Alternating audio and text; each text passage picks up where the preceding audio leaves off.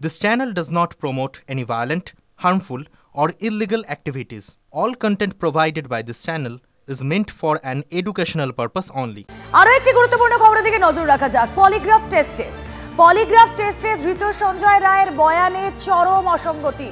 Polygraph টেস্টে একের পর এক মিথ্যে বয়ান সঞ্জয়ের। খবর সূত্রের UEM Jaipur is a perfect target for prospective students aspiring for good jobs, good education with future-ready skills. Seminar রুমে ঢুকে কাউকে দেখেনি একবার দাবি করছেন সঞ্জয়, পরক্ষণেই আবার দাবি তার বয়ান বদল। তিলোত্তমাকে মৃত অবস্থায় দেখে পালিয়ে গিয়েছিল, বয়ান বদলে দাবি সঞ্জয়ের এই বিভ্রান্তিকর বয়ানে গ্রাফে অস্বাভাবিক পরিবর্তন। পলিগ্রাফ টেস্টে বয়ান বদলের সময় ধরা পড়েছে স্ট্রেস, সঞ্জয়ের হার্টবিট থেকে পালস রেটে পরিবর্তন। এই পরিবর্তন দেখে বোঝা যায় সঞ্জয়ের বয়ান মিথ্যে। আরও ডিটেলে জানাবেন আমাদের প্রতিনিধি সিজার মণ্ডল, থাকবেন আমাদের সঙ্গে। পলিগ্রাফ টেস্টে ধৃত সঞ্জয় রায়ের বয়ানে চরম অসঙ্গতি, কোথায় কোথায় অসঙ্গতি? পলিগ্রাফ টেস্টেও ধৃত সঞ্জয় রায়ের বয়ানে চরম অসঙ্গতি। পলিগ্রাফ টেস্টে একের পর এক মিথ্যে বয়ান সঞ্জয়ের। খবর এমনটাই সূত্রের। সেদিন কি হয়েছিল? সেমিনার রুমে ঢুকে কাউকে দেখেনি এমনটাই বলছে সঞ্জয়। একবার দাবি করছে এমনই সঞ্জয়, পরক্ষণেই আবার দাবি অন্য। তিলোত্তমাকে মৃত অবস্থায় দেখে পালিয়ে গিয়েছিল, বয়ান বদলে দাবি করছে সঞ্জয় রায়।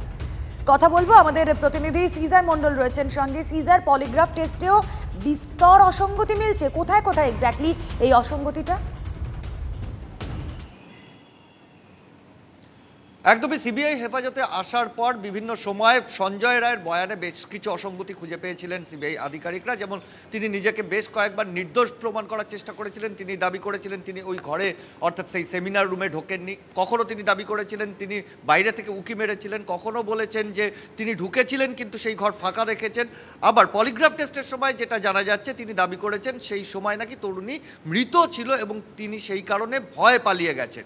এবং যে পলিগ্রাফ টেস্টে আমরা জানি যে পলিগ্রাফ টেস্টের রিপোর্ট ওইভাবে হয় না। পলিগ্রাফ টেস্টে মূলত গ্রাফের যে কম্পোনেন্ট যে পরিবর্তন, সেই পরিবর্তন দেখে নির্ধারণ করা হয় যে ওই ব্যক্তি বা অভিযুক্ত সঠিক বলছেন না ভুল বলছেন, বেঠিক তথ্য দিচ্ছেন। এবং সেখানে দেখা যাচ্ছে তার হার্ট বা রেট, পালস বিট, এই সমস্ত ক্ষেত্রেই কিন্তু একাধিক এমন কিছু সূচক দেখা গেছে যেখান থেকে আধিকারিক এবং তার সঙ্গে থাকা যারা ফিজিশিয়ান ছিলেন, যারা মনোরোগ বিশেষজ্ঞ ছিলেন এবং ফরেন্সিক এক্সপার্ট ছিলেন, তারা মনে করছেন সঞ্জয় রায় নিজেকে নির্দোষ প্রমাণ করবার জন্য যে বয়ান দিচ্ছে সেগুলো কিন্তু অসত্য। এবং সেই পলিগ্রাফ টেস্টের যে রিপোর্ট বা গ্রাফের যে মার্ক, সেগুলোর সঙ্গে তার পূর্ববর্তী বয়ান মিলিয়ে দেখা হচ্ছে এবং কোথাও এখন পর্যন্ত পারিপার্শ্বিক তথ্য প্রমাণের ওপর ভিত্তি করে সিবিআই আধিকারিকরা মনে করছেন সঞ্জয় নিজেকে নির্দোষ প্রমাণ করার চেষ্টা করছেন, কিন্তু সেই বয়ানগুলো কিন্তু সত্যতা নেই। নজর থাক সিজার, আপাতত ধন্যবাদ। আমরা কথা বলছিলাম, সিজার মণ্ডল প্রতিনিধি ছিলেন আমাদের সঙ্গে।